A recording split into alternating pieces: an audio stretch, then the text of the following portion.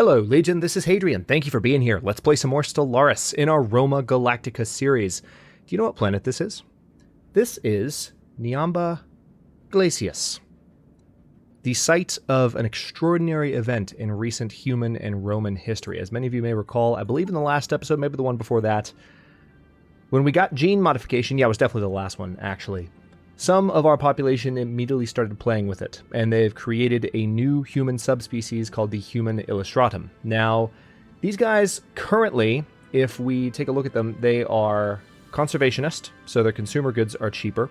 They're resilient, so they have great garrison health, so they're really strong, not necessarily in an offensive battle, but in defensive battle and defending their worlds. They're slow breeders, unfortunately, but they're enduring, they live long, and check this out. I didn't catch this when I was looking at them the first time. And we can also modify them further. We have a gene point remaining for them. So, you know, just, or is it one gene point? Yeah, we have a gene point for, I guess, each of our species. 2 for this one, because we can uplift them. So yeah, that's neither here nor there. For now, we have the human Illustratum, and this Arctic preference I did not pick up on the first time. Right now, there are only 3 of them, okay?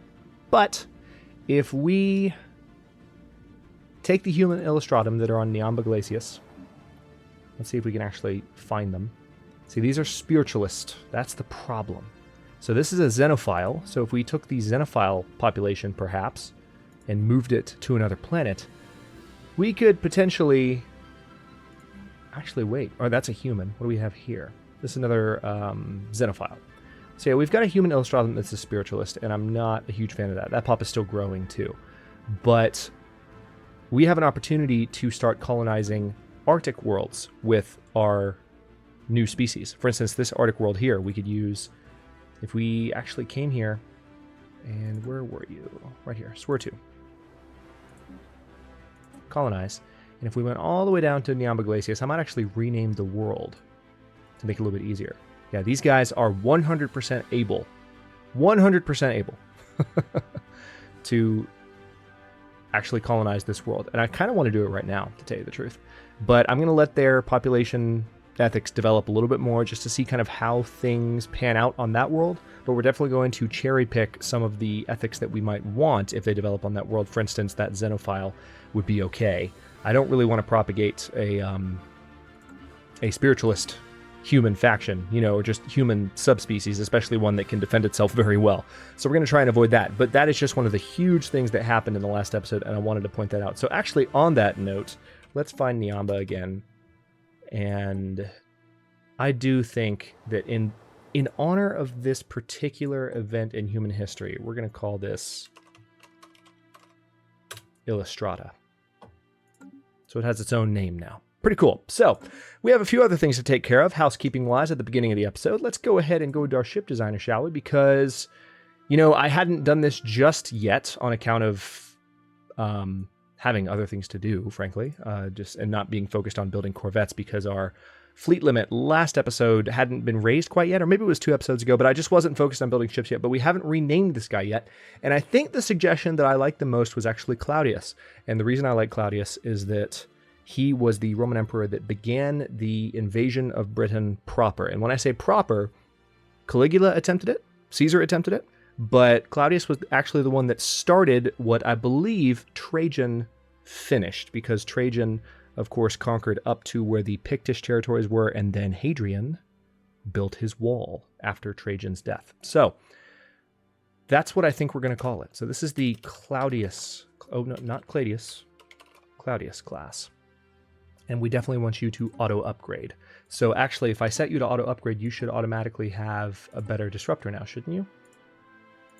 Let's go ahead and fix that. We also have, we have a power situation there. That might have been why it didn't auto-upgrade. Well, do I want to leave? I guess, yeah, I'll leave the level 1 disruptor on it for now, but we're going to have better power soon-ish. So we'll keep an eye on the opportunity to possibly upgrade that. But also a few other things. Someone pointed out to me that on one of my larger ships, I think I've got one with a particularly large power deficit. Yeah, or not power deficit, but power surplus.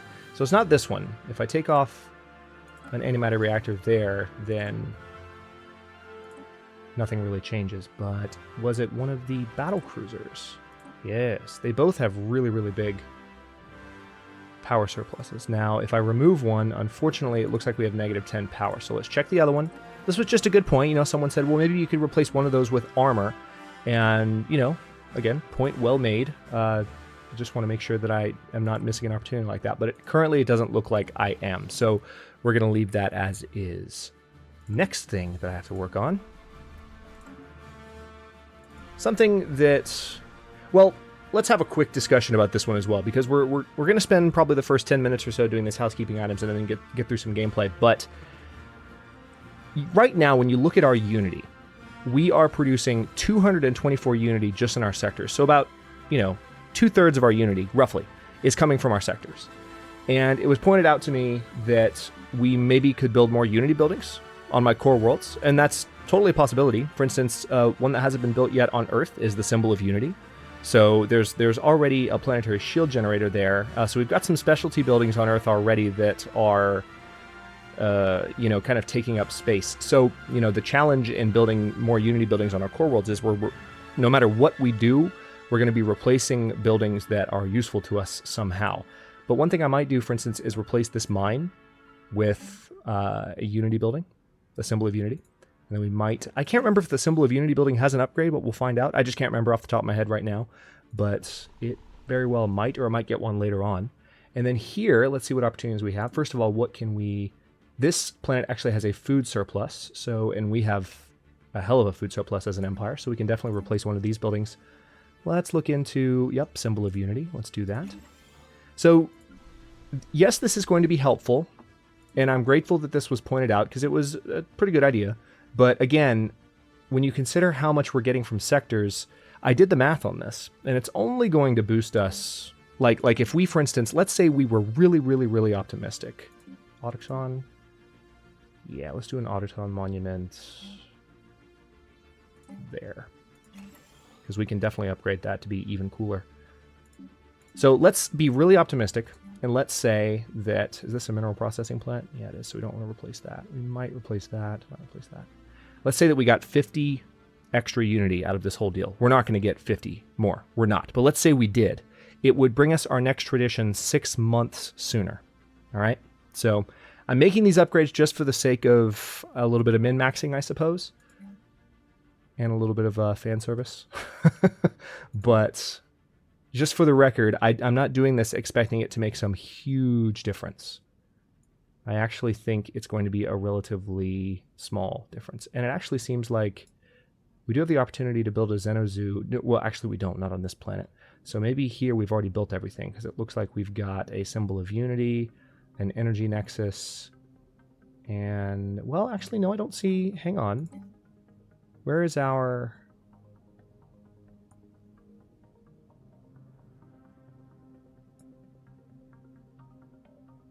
Am I just not seeing another Unity building? Not sure what's going on. We should have the opportunity to build an Autochthon monument here, but I'm not... Or this is the planet where I just queued one up. Okay, sorry, I didn't realize that. So, that's what I get for talking and thinking about something else at the same time. So, let's dive in and see here. Looks like we have an energy surplus coming from this planet, a pretty big one, so maybe I could replace a power plant. One of the lesser producing power plants, perhaps, with a Symbol of Unity. So let's do that. This is, man, that's going to cut my power surplus down a good bit, though. What about replacing a hydroponics farm? We've already got a food deficit here, but again, we're using global food now, so it makes more sense to replace these.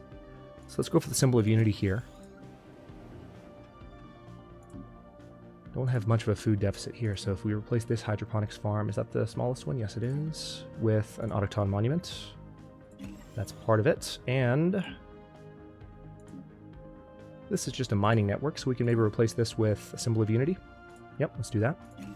And let's keep an eye on the Unity in the upper display, in the UI, so that we can actually see by the end of this episode the effect of having done all these upgrades. Because I think it's a good, you know, kind of learning experience for everybody, especially if you're newer to the game, newer to Utopia, whatever it may be, and learning experience for me. So, all right, ooh, we can build an energy grid here. Did not know that. Hang on, do I have a... Well, hell yeah, in that case, I'm just going to replace this with an energy grid, and then we're going to replace this with Symbol of Unity. So our mineral income is going to take a bit of a hit from these upgrades that we're doing. Okay, now we have a food surplus on this planet, so I could replace this hydroponics farm with an autochthon monument. Let's do that. And then do we have... what other kind of... we have a huge mineral surplus there as well. And again, just because we have a mineral surplus doesn't mean it's necessarily great to, you know, replace this stuff, but I'm just looking at the best possible tiles to do it. So we're going to replace that with a symbol of unity. We're going to keep our planetary shields for now, even though there's, you know, not complete consensus on whether those are helpful or not. And this is our this is our droid world. I think this world actually has everything it needs. It's got a symbol of unity. It's got the hypercoms forum, and it's got the energy grid. Yeah, that planet's good. And then Baltras Glacius is still building, so we'll just keep an eye on this one and make sure that we build everything there. So let's go ahead and unpause the game and let some time tick by. I've still got a few other things I want to talk about, but oh wait, what's this? Ah, the Kingdom of Yonderim has declared us a rival. So let's declare them rivals, and that'll give us a little bit of extra influence. We're up to +4 per month. That's good. Let's pay a visit to Classis Ravenus, upgrade them. Classis Messinensis, I think, is on their way either for an upgrade or something similar. Research complete. Research complete. What do we have? Nice! Impulse thrusters are done, so actually we've got to upgrade the ships again. Ooh, level 2 Giga Cannon. That's very tempting, but then again, so is Fortress. Because Fortress, I think, is going to lead us towards certain other really, really good things. So let's go ahead and get that. And if you don't know what I'm talking about, you're just going to have to wait and find out. Also, check this out. 0 point power is going to be done in 2 months. So let's go ahead and go to speed 2. Tile blocker cleared. So right now we're at 350 unity. I want to see... Interesting. Kingdom of Yonderim and the Polismus Order are now freely accepting citizens from one another.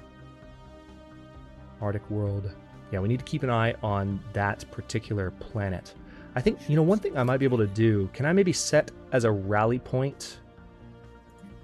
Just as a way to... Let's see, is it Illus? Whoa, hello. That's in Niamba. Can I set you as a rally point? Yes, I can. Perfect. That makes it really easy just to jump back to that planet. Now, that does mean any ships that happen to spawn near Illustrata, which is, by the way, right there in our empire. It's in the Ratia at Norcom sector.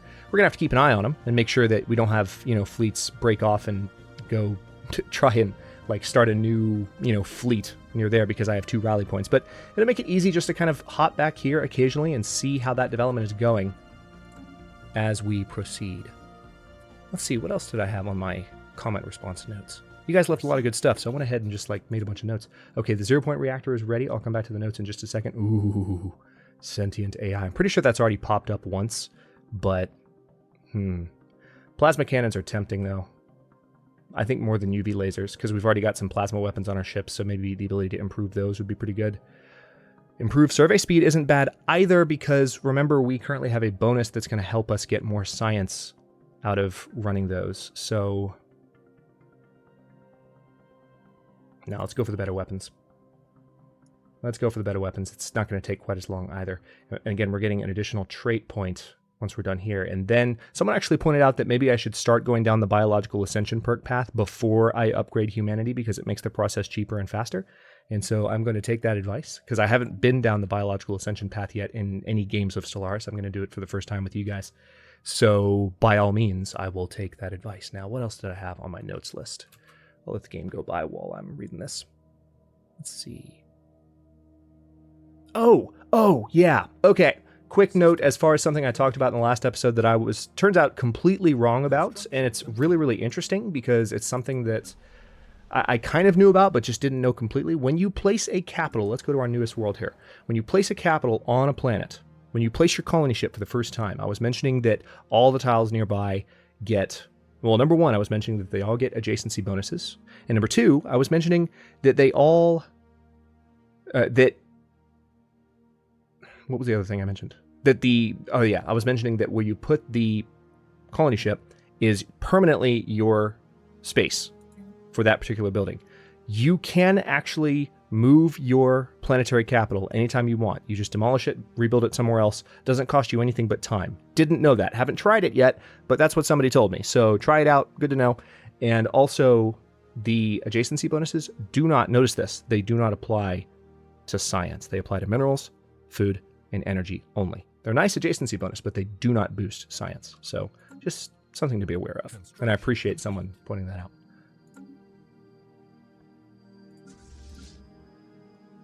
Debris analyzed. Is this desert world colonizable yet, for God's sake? By humans? It is right now because I think we're getting a particular... Is it the satramine gas? I think it's Engos vapor, and we're getting that through a trade deal. So once we actually have Engos vapor ourselves, then we'll colonize it, not before. And then I don't think there's anywhere else. Pretty soon, I need to build a few more ships now that we have the naval capacity for it, but pretty soon we're going to have the ability to attack the enigmatic fortress. And yes, our strategy will begin with an actual attack on it. Interesting that these fleets are not calling for an upgrade right now. Did they already upgrade automatically? Let's have a quick look. The Augustus class... it doesn't really matter which class I look at. Yeah, the 0-point reactors have already been installed. Maybe the ships were in the process of upgrading? Yeah, these have so much extra power now. Holy crap. I can definitely probably remove one of these, I would imagine. Yeah. Not two, but one. All right, we got to do more ship design now. Holy crap. All right, 0-point reactors are amazing. My new best friend. Let's go ahead and do some more Durasteel armor on this ship. And then I think we've got all maximum level weapons here. Yeah, we do. Including that. So we can stick with that for the Augustus. Let's keep going. Julius class. Again, lots of extra power. So let's replace one of these. Doesn't really matter which one, because all of them are large slots. And then up here, do we have all maximum weapons? Yes, we do. Save. All right, Julius class has been upgraded. And they still all have a power surplus, so that's going to help us out in the long run. Ooh, interesting. Now we have... I could remove this medium reactor, yeah, and still have some extra power. So I think I'll just go ahead and put some more level 4 armor in here.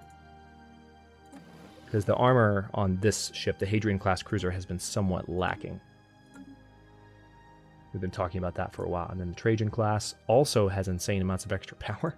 So, oh wow, check that out. That was exactly enough to do a little bit more in the way of armor. So let's do that too. So better armor there, perfect. And then let's look at the Tiberius class destroyer. Got some extra power here, but not so much that I can afford to take off a reactor, unfortunately. Unless... No, it's better to have the 2 small shields. So I'll keep it at that. And then, yeah, we're going to keep all of that. Now, one possibility for the smaller ships, and this was also mentioned to me in a comment, one possibility, and we'll get to this in a second. There's a possibility for the corvettes that might actually be an intriguing opportunity. Okay, so we can't really do anything here. All right, that's perfect. All right, so that's, as you can see, when we've updated all of our blueprints, the auto best jumped to the top of the list, so it makes it really easy to make sure that we've done everything. And then placeholder, we need to... Can we delete this? Yeah. Because this is the Claudius. So you... Okay, can't. So noted, Claudius is set for life. But one thing we might be able to do is go for lower level sensors. Now this, I'm also noticing though that this, yes, it reduces sensor range, but it also reduces the tracking stat. So before I commit to making a change like this is what I was talking about. Someone suggested maybe reducing the sensors because we're not using these to scout or anything, but that tracking stat seems like it might be combat related, and I don't want to make a change that I'll regret. So now let's take a look at the Aurelius class. Lots of extra power on this thing, so yeah, we're definitely going to... I mean, we could put some armor on it, but people have been saying since the beginning of the series that's just not at all necessary, so let's just put some additional shields on the Aurelius class, and it'll be good to go. All right, let's unpause.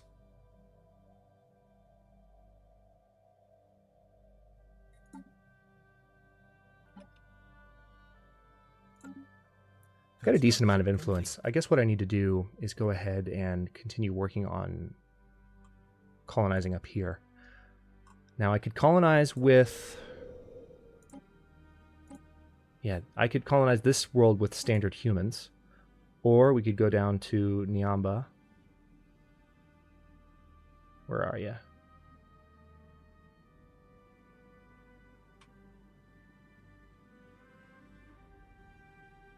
Oh, these aren't listing system names. These are listing actual planet names. That's why I couldn't find it. So, you are not telling me anything about what kind of ethics you have from this screen. Why aren't you?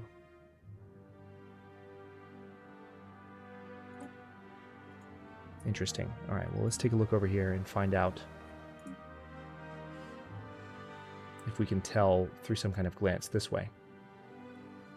Oh, did you move? I think one of the human Illustrata actually moved because we've got you here. The Xenophile. Yeah, you don't look like any of those guys. How can I tell that I'm getting the pop with the right ethic? That's what's bugging me right now, is how do I know that I'm actually making the right choice as far as what pop is going to go where? Let's go ahead and get these fleets upgraded. Okay, well, I'm not going to pull the trigger on that just yet until I understand a little bit more about that system. But we are definitely going to be using them in the future. So since we're at the end of this episode, I want to try and do a few more things. And maybe let this one run a little bit long since I've been doing so much since the beginning. Let's see. This is a tough one. Yeah, I guess this would be the best place to put it. So this is going to be, it's a tundra world, so Prune. And then we also need to colonize this alpine world here. And there's, again, this continental world way up here. Another thing I'd like to do really quickly, we can unpause. Are we still building? Oh, we're upgrading classes for Venice here. We have a colony ship after that. Barnard Continentum, no, you can go ahead and build an additional science ship. Let's do one more. A large amount of ship debris can be found in orbit around this moon, possibly the remnants of some kind of massive fleet action. Research, please. Sorry, I didn't say that correctly. Well, research it then. We've got a dimensional horror here. We're going to take that thing on once we've dealt with the enigmatic fortress and have the weapons from that. Not Graveyard Expedition.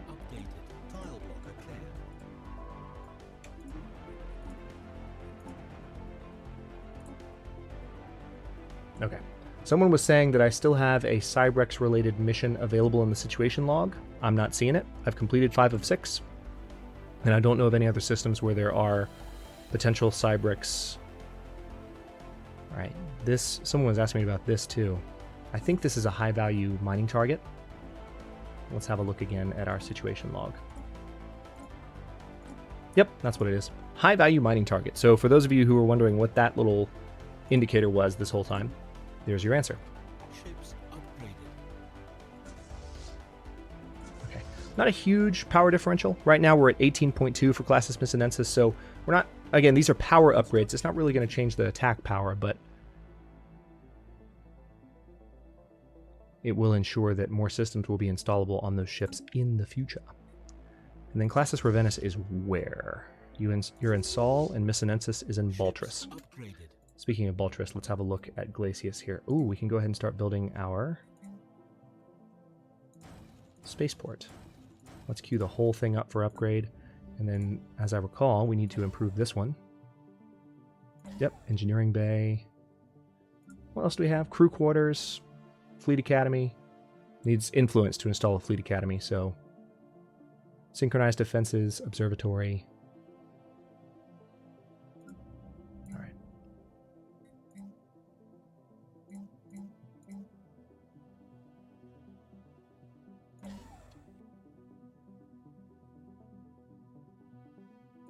We'll do that. All right, so the Graveyard Expedition is being researched. That colony ship is about to be on their way.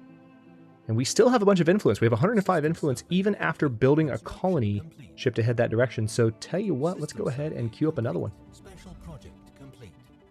Construction complete. Now I know that every little bit of expansion I do is going to potentially hinder my scientific advancement a little bit. That's just an unfortunate side effect of... Oh crap, I don't have my list. Where is it? Here it is. Alpine World. Montem. This is actually the first one we're colonizing with humans. Kojaka, Montem. We're going to call it that. So yeah, I know that... Here, if we actually have a look at the technology we're researching. So those are our... Wow, look at that. Because of our population and the number of planets we have, those are our penalties to how long it's taking us to research things, which sucks. So that's the downside of building wide and playing wide, is that you, well, have that problem. But I want all the territories. All right, we got an extra trait point, so we might be able to get that... when we have the ability to modify our genes a little bit faster, we're going to be able to make ourselves more intelligent. Oh, that sucks. Forest fire caused by lightning... Oh, you know what, game? I'm tired of you doing so many things at once. A forest fire caused by lightning on Com Pruinek created something akin to a stampede. Pause. Holy crap. Among the planet's wandering forest, their wild panic brought them into areas they had previously avoided, resulting in widespread damage to the colony's terrain. Well, that sucks. We've detected the presence of a pre-space age civilization on Naf-Avum in the Chiblar system. Where are you? That's actually in our path. That's close. So we're going to have... Yeah, we can see them right there. All right, so we have some new choices to make, though. Let's go ahead and make these before I wrap the episode. Hydroponics Farm 3 probably is not a bad idea, because it's a cheap tech at this point, be done in 7 months. I'm kind of tempted to let that finish before the episode's even over. Ripper autocannon, strike craft damage.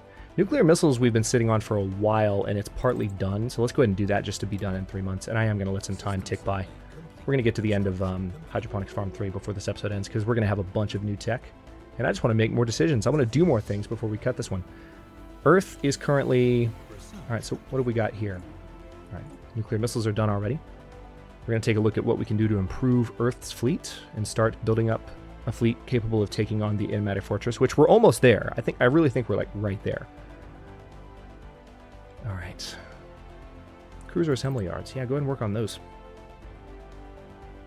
So this is Classis Ravenus, our second fleet, and they have Augustus class battleships, but none of our other class of battleships. So let's go ahead and work on that. And then they have Trajan class cruisers, lots of Trajan class cruisers, in fact. Is that 10 Trajan class? Yep. And then lots of Justinian class destroyers and Tiberius class destroyers and those raiders. That's the 3 little guys right there. So we do need to add more corvettes, definitely, to our fleets. We haven't had corvettes in a while, and we're kind of low on that. So tell you what, let's go ahead and use some of our bountiful pile of resources here, right? So if we go for...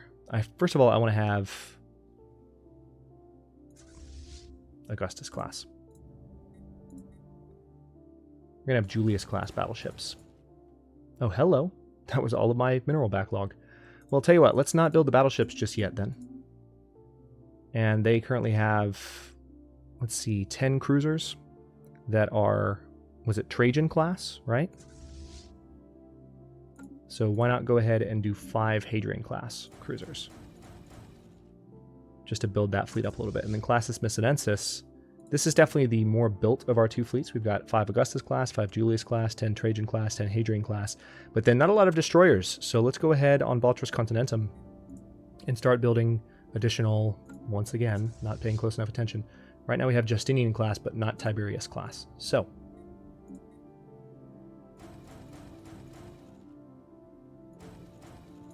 okay, let's go ahead and just queue up 5 for now, and then we'll do more a little bit later on when we have more time to build them. And then let's let research run a little bit longer here. We're almost done with the plasma cannon, so we're going to have even more upgrades. This has been an unintentional ship upgrade episode, let me tell you. Planet sensor range plus 10%. You have no idea how tempting that is, just to give us additional sensor range. I think I want to go ahead and go for this one, though, again, because it's fast, and we need to build up some of those base techs that we've been rapidly pushing past to get some of the nicer ones. All right, so we have a new colony being formed here. And we're still working on building up destroyers here. Tiberius class destroyers. So by the end of the episode, I should be able to get the... Interesting. System survey complete. It's saying I only have 7. Oh yeah, that's right. Just I need one more. Done. Research complete. Good. We have access to new hydroponics farms. And we could keep going. We could go ahead and research the next level of them. Also, doctor and refit standard ship upgrade costs would be reduced by 15%, and it's that small of a tech. Yes, absolutely. Done in 5 months. I will gladly take that. Now, this colony here, we can go ahead and add to Narbonensis. Do we want to add it to Narbonensis, or do we want to start a new sector, is the question. Let's let Narbonensis grow a little bit more. Narbonensis, I would like to be, because of its historical significance, I would like it to be a significant sector.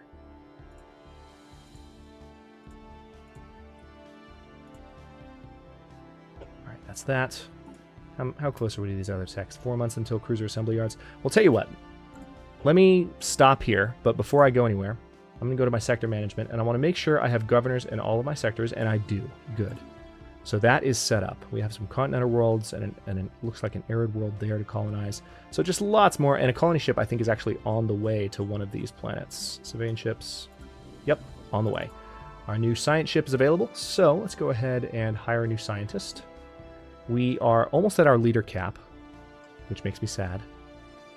If we go with Likirud, definitely not a human name, then it's going to be a little bit cheaper, thanks to our traditions that we've unlocked. Also, notice our unity is at 391 now, so we get about 40 from that, okay? Not huge changes, but we might still be able to make some upgrades, and I'll take a look at that before I close the episode. So let's go ahead and... yeah, let's hire him. I mean, it's not the best choice. I was hoping for better abilities, but you go ahead and go on auto-explore. There's also a science ship sitting over here that's not doing anything, so you need to finish... oh, there's no leader. Oh, crap. When did I have a scientist die and not notice? All right. Oh, you know what? I talked about this earlier in the series. I got really excited when I saw this. Notice the yellow text. It only applies to ancient civilizations anomalies. So that's only good if you find... like Cybrix artifacts, which is possible, or not just Cybrix, but like First League, the Ute, stuff like that. So let's still go with that. Again, it's not our best option, but all right, you go ahead and do your upgrades, and then I want you to auto-explore. I want you to be finding stuff and getting more science. So now, what was that last order of business I had? Oh yeah, that's right. We're going to check our core worlds to see what upgrades we can do. For instance, we can upgrade all of our hydroponics farms, which kind of makes up for the fact that I replaced a lot of hydroponics farms earlier. Oh, I actually can't because I'm low on money. All right, well, on that note, I'll cut this one here. We're going to build up some influence, or not just influence, we're going to build up some influence, some money. We're going to build up some military in the next episode. And also, while I'm thinking about it... so, someone had mentioned a while back that I need to name these the Praetorian Guard. And I don't think I'm going to name the Earth Defense Force the Praetorian Guard, but the first time I build that thing, I'll call them the Praetorian Guard. But anyway, I'm going to cut this one here, and in the next one, we are going to continue building up. I know there was a lot of minutia in this episode. I might even call the episode something along the lines of minutia, but it's all in the name of making sure that we continue to kind of hold the upper hand over some of our neighbors. How are we doing against the Tendrakians? Are we still... check it out. Check it out. Look at this. For all the talk we've done in the comments about how our research is going to be problematic because we're expanding so fast, we are now equivalent to the Tendrakians. Also probably because we've been researching some of those smaller technologies. So we finally are on more even footing with our next war target, which is really, really exciting stuff. Good to know. Thanks for watching. If you enjoyed this one, don't forget to like the video and subscribe to follow along. New episodes, as always, are coming out every day at 6 p.m. Eastern Time. Comments are always welcome. Let me know what you think, and I'll see you next time.